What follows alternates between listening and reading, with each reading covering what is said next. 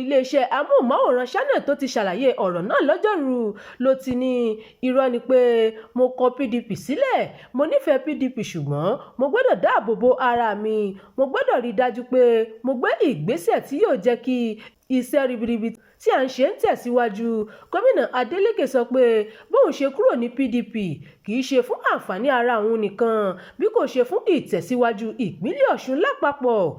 Tẹ́ ò bá gbàgbé, ọdún 2022 ni Adeleke di gómìnà Ọ̀ṣun lábẹ́ àsíá ẹgbẹ́ òṣèlú PDP tó ti díje.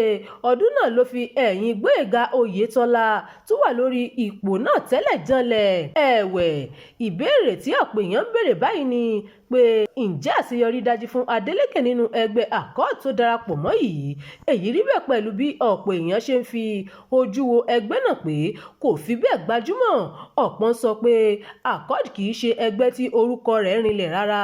Wọ́n ní kó má lọ jẹ́ ohun tí yóò mú kí Adeleke pàdánù ipò gómìnà ló ra wọlé pẹ̀lú Accord tó wọ̀. Ṣùgbọ́n gómìnà Adeleke fúnra rẹ̀ ti fèsì sí èyí. Ó ní ẹ̀rù òbodò. Adeleke sọ pé iṣẹ́ tí òun ṣe ní sáà àkọ́kọ́ yìí ni yóò fọhùn fún òun nígbà tí ìdìbò gómìnà Ọ̀ṣun yóò bá wáyé ní 2026. Gẹ́gẹ́ bó ṣe wí, àwọn èèyàn ìpínlẹ̀ Ọ̀ṣun ti gbọ́n sí i, wọ́n sì mọ ìyàtọ̀ láàrin ìjọba rere àti ìjọba búburú, wọ́n sì ti pinnu láti rin ọ̀nà ìmọ́lẹ̀. Gómìnà Adeleke tẹ̀síwájú pé ẹgbẹ́ òṣèlú kọ́ ló ṣe kókó, ó ní atẹ́gùn lásán tí èèyàn fi ń díje ní ẹgbẹ́ jẹ́. Ó fi kún pé ohun tí gómìnà tó kúrò nípò ṣe lábala àìrí owó oṣù òṣìṣẹ́ gbà tó ló tọ́ fún àwọn èèyàn láti mọ̀ pé ìṣèjọba àwọn kò jọra wọn. Èmi wọlé, mo mú ìrètí wá, mo mú ìmọ́lẹ̀ dé ìpínlẹ̀ Ọ̀ṣun. Fún ìdí èyí, iṣẹ́ mi ni àkọ́kọ́ ohun tí yóò fọhùn fún mi.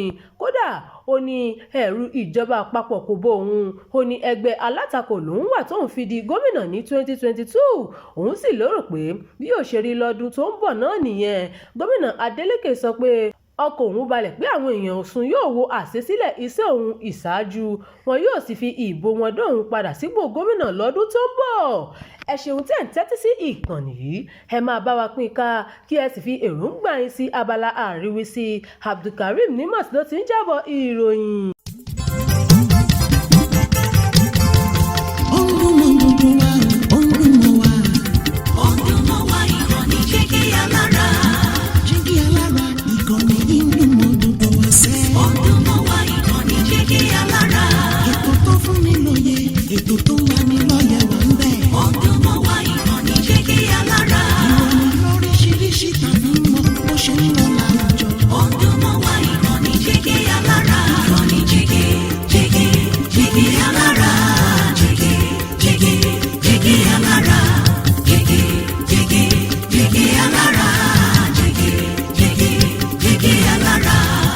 Ìkànnì Jígí Alára 16, bàbá gbogbo.